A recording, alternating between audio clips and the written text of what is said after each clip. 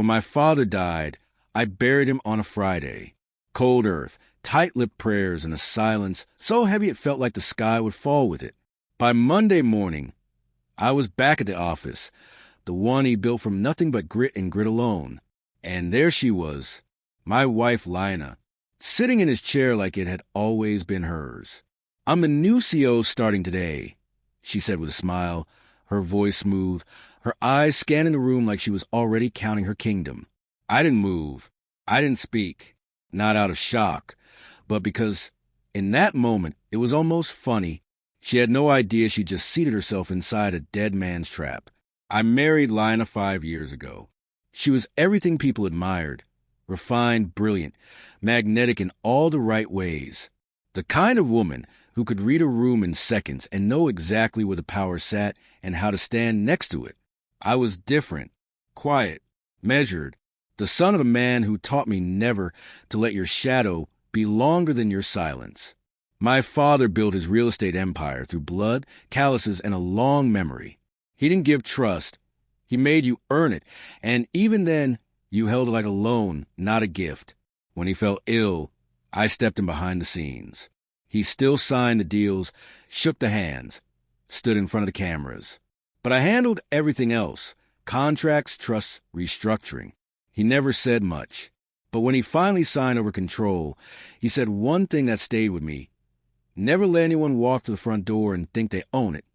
I should have seen it coming.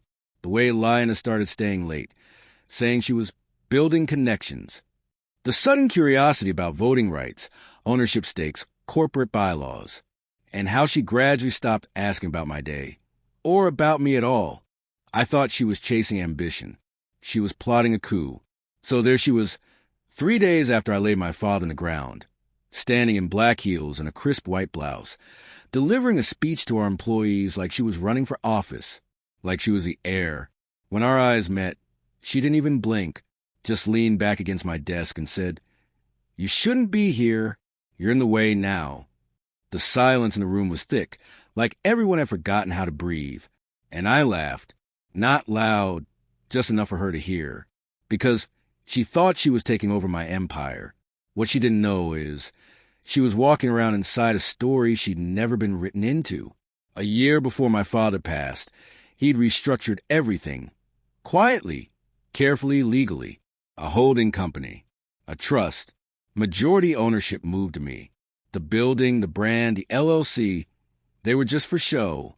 The real control lived in a network of silent partners and private clauses. She thought the will handed it all to me. It didn't. It never had to. I was the company. But I never told her. She thought she'd seduced her way into power. All she did was lock herself in a cage with no exits. So I said nothing. Let her believe she'd won. I left the building that day without a word. And when I got home and saw she wasn't there, already moved into the company condo, I poured a drink, opened my laptop, and began the first move of a game she never even knew was being played. Step 1. I called an emergency meeting of the Real board. The real one. No cameras. Just cold, distant voices through a Zoom call. The vote to remove her from any official role. Unanimous. Revoked. Filed. Done. Step 2. Freeze the cards. The platinum one she flaunted like badges. Canceled. The condo? Reassigned. Her keycard access? Erased from the system. Step 3. Let the silence rattle her. 2 days passed. On the third morning, she stormed into the lobby like a queen returning from exile. Except this time, the guards didn't move. Her voice echoed across the marble floor, sharp and frantic. "Give me my husband. Give me someone who matters." So I stepped out of the elevator. Black suit, red tie, the one my father wore when he sealed his first $1 million deal. She froze. Her eyes widened. Her posture trembled under the weight of reality. "You can't do this," she hissed. "I already did. I'm your wife, for God's sake." "No," I said, voice low, steady. "You were a guest and a legacy, and now your invitation has expired." I handed the file to security. A legal notice. Breach of confidentiality. Theft of company data. Impersonation of an executive. Every claim backed by camera footage, call logs, emails. Evidence I'd been gathering for months. Not because I knew she'd betray me, but because I'm always prepared. That's the difference between us. She plays the short game.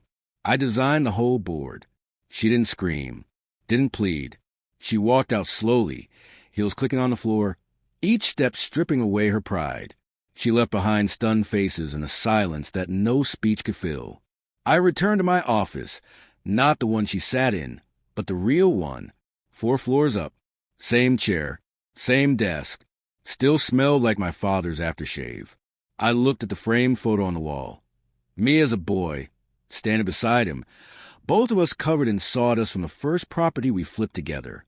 And I smiled, because she thought she had taken everything. But all she really did was reveal herself. I didn't need to raise my voice. I didn't need to slam a door. I just waited, patient and still, for the fool to walk in. That's the truth about betrayal. It's loud. It's messy.